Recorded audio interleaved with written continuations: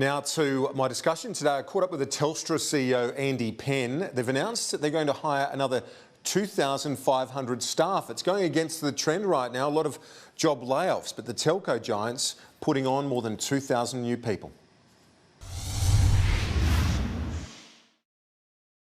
Telstra CEO Andy Pen, thanks very much for your time. We're seeing a lot of businesses have to lay off thousands of staff. You're actually recruiting for 2,500. Can you talk us through the detail?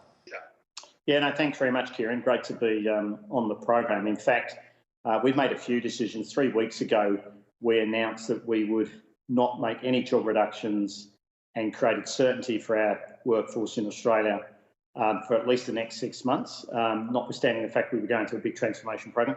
We announced at that time we would create another 1,000 roles in Australia, and we've upped that today with another 2,500. So we're aiming to recruit 3,500 temporary roles in Australia, really to help us support with supporting our customers during these difficult times.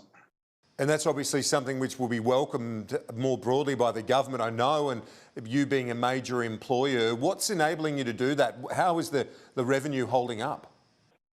Look, I mean, it's early days, I should say. We did confirm our guidance to the market recently. So, the short-term outlook financially is reasonably consistent with which it had been prior to COVID. But as I say, it is early days, so it's a bit hard to know at this stage. We have been impacted in our workforce capacity, particularly in areas where we can't work from home. So part of our recruitment now is actually trying to address that and trying to build capacity to offset what we've lost elsewhere. And what is the business doing for those customers who are in financial hardship, who find themselves on a job support allowance, whether it be job seeker or the JobKeeper payment, which is going through the Parliament today?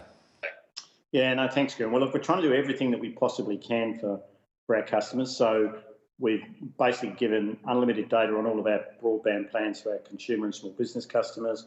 We've increased data on mobile plans. We're doing deeply discounted digital services and mobile broadband plans for small businesses so they can stay connected.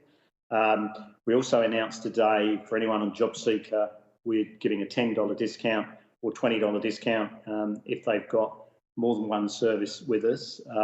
We've made calls to 1300 numbers and domestic mobile numbers free for pensioners. So look, we're really just trying to identify those in the community that are most impacted and just try and provide them a little bit of relief as we're all going through this very difficult time.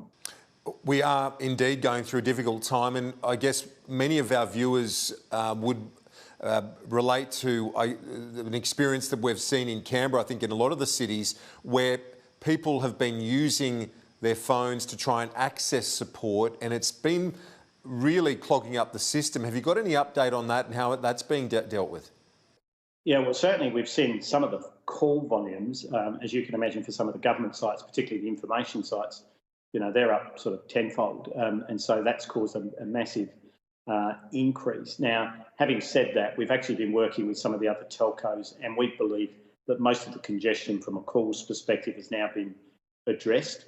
I think what you'll also find, though, is that people are being impacted when it's the call centres at the other end aren't able to actually take all of those calls. And so that's having an impact. So it may feel like it's a congestion issue on the network. It's actually not. It's the congestion's just the volume of calls and the people that are able to respond to those calls in the various different call centres. And just finally, Andy Pen, as a company with a $1 billion plus turnover, what's your view on the way the government's put this JobKeeper package together? Should they have looked to basically treat all companies the same in relation to that? Oh, look, I think, the government's doing a great job in terms of how it's responding to what's a very difficult and unprecedented time. I think we can all have points of views about, nuances, but I mean, I think overall the package of stimulus that's been put in place is impressive in terms of the quantum, the scope and how thoughtful it's been.